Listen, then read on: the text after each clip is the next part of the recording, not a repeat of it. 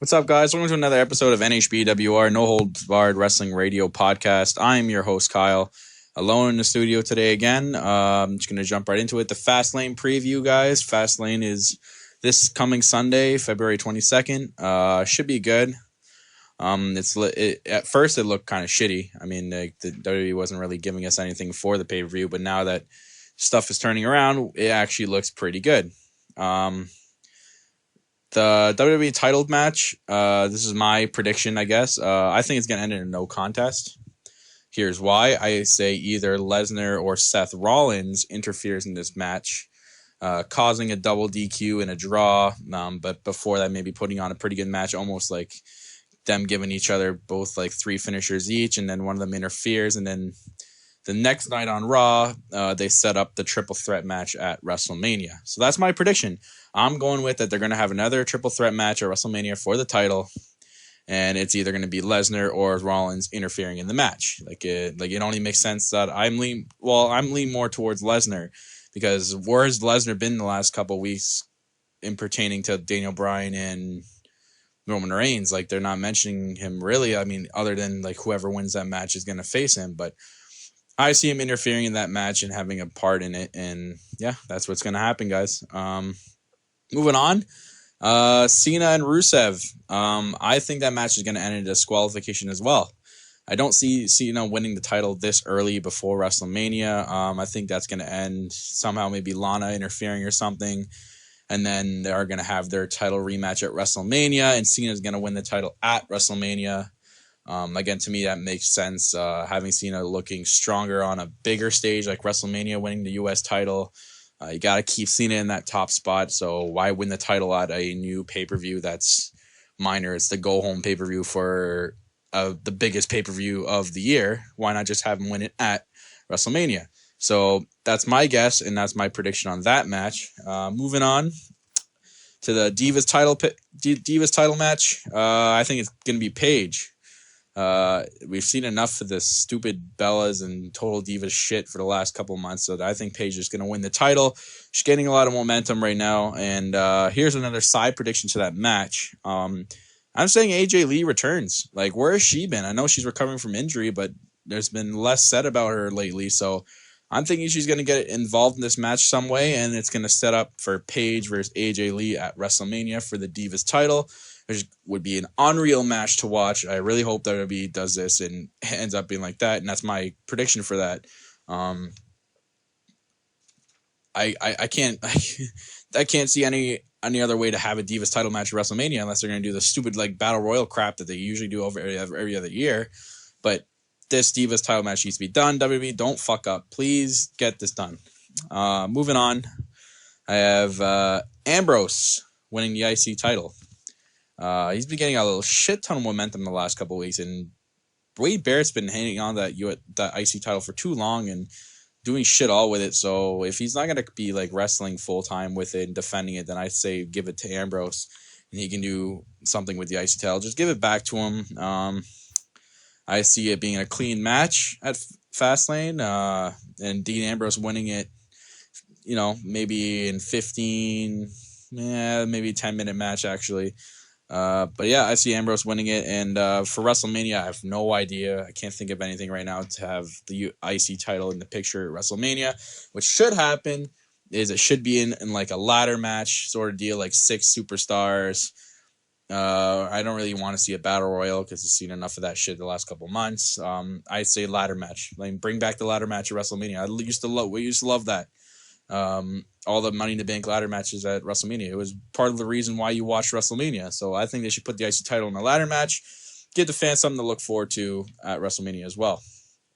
Other than that, those are like the predicted matches. Whatever else happens, I think there's a tag team match too. I think the Usos are going to retain if they do have a tag team match. I don't see them losing the titles anytime soon. If Randy Orton returns or not to start a feud with, like Dolph Ziggler or Seth Rollins is probably going to happen at Fastlane or the night after. And I guess just a bunch of crap fillers that they plan on putting in. But besides that, those are those main predictions for that. Moving on to some other news, guys. I'm liking right now that creative is gaining momentum. and creative is getting their juices back. Because lately, the product has been actually good. Not better than NXT because I'll talk about that later. But WWE Creative right now is actually doing good. I'm liking the whole Triple H and Sting feud and the building up right now. It's been really good. The thing they did with Ric Flair on Monday night and the whole fake Sting the week before. I think that's pretty cool. Props to WWE Creative for doing that. I'm liking that this feud is becoming more and more relevant, more and more like exciting to see. Like I can't wait to see the stare down at Fastlane between Triple H and Sting, and if they duke it out or whatever, they have security in between them, which is going to be pretty cool. So I can't wait for that match to even happen at WrestleMania. That's going to be a good match too. So props for Creative for doing that. White and Undertaker looking it's more likely going to happen because if anyone's seen on WWE.com, they kind of like tease that White's doing these promos towards Undertaker, and they mentioned his name. So we all know now it's more likely going to happen. It's going to be Undertaker Wyatt, which I'm super freaking excited for. I cannot wait for this match. I mean, I'm sure the fans are dying to see this match too. I think they can put up a pretty good 4-week feud to WrestleMania.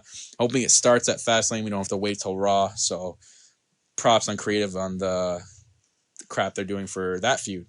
I'm liking their creative writing for the main event right now. I know it's been tough with Mr. McMahon not liking the crowd noise, but I'm liking what they're getting better at fixing this feud, if you want to put it, than their original plans for it. So props on that too.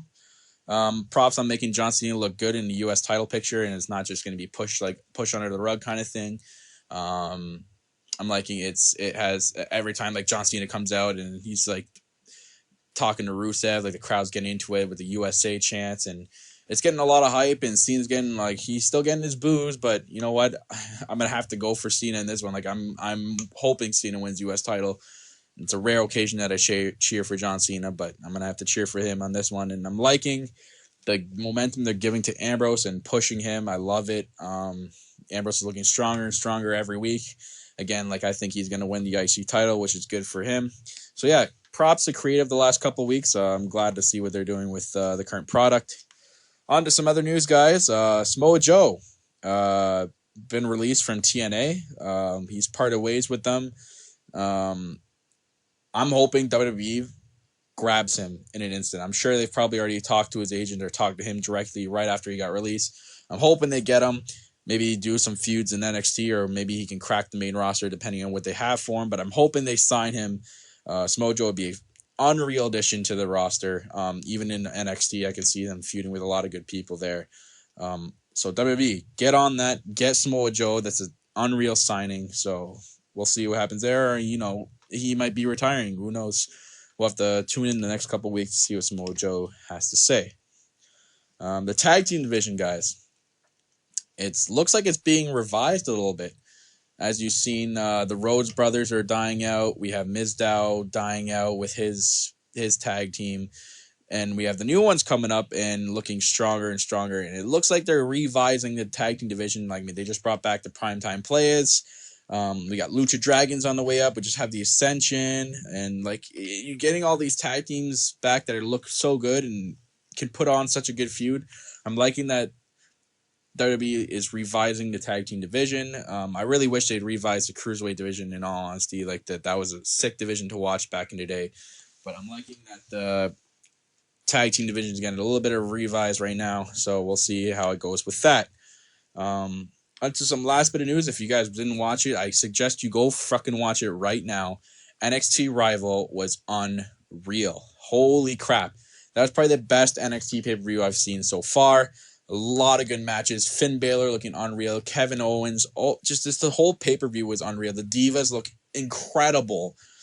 Like, it's sad because NXT is putting in such a better product than Raw or SmackDown right now. But even like Triple H in an interview, like they could be their own brand. But NXT Rival was a sick pay-per-view. If you guys don't watch NXT every week, I suggest you do. It's probably the greatest product out there, and it's great. It's better than the crap you see on Raw and SmackDown sometimes. Way better than SmackDown for sure.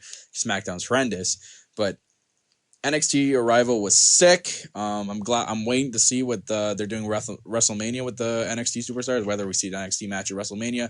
I think they should put on something good for that, because NXT is such a good product right now. So yeah, applause to the NXT Rival pay-per-view guys. You guys did such a good job. But WWE needs to capitalize on this and utilize these NXT superstars in a better way. And it sucks because the roster's so big, but we'll have to work with it. NXT Rival, unreal, guys. Go take a look at it.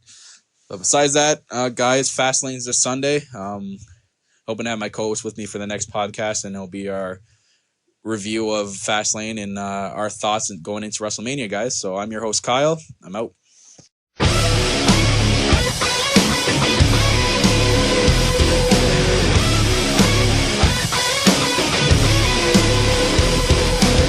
I'm not down with your bad intentions. I'm not down